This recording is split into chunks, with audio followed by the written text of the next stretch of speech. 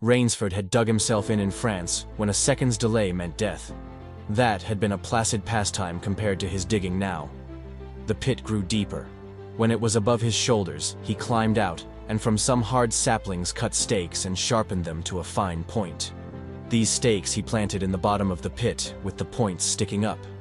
With flying fingers, he wove a rough carpet of weeds and branches, and with it he covered the mouth of the pit.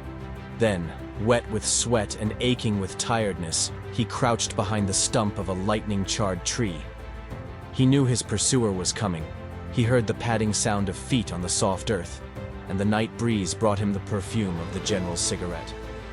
It seemed to Rainsford that the general was coming with unusual swiftness. He was not feeling his way along, foot by foot.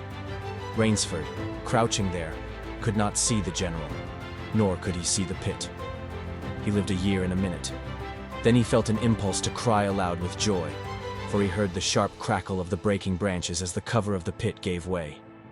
He heard the sharp scream of pain as the pointed stakes found their mark. He leapt up from his place of concealment. Then he cowered back. 3 feet from the pit, a man was standing, with an electric torch in his hand. "You've done well, Rainsford," the voice of the general called. "Your Burmese tiger pit has claimed one of my best dogs. Again you score. I think, Mr. Rainsford, I'll see what you can do against my whole pack. I'm going home for a rest now. Thank you for a most amusing evening."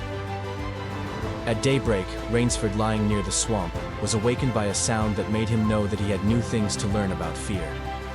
It was a distant sound, faint and wavering, but he knew it. It was the baying of a pack of hounds. Rainsford knew he could do one of 2 things. He could stay where he was and wait.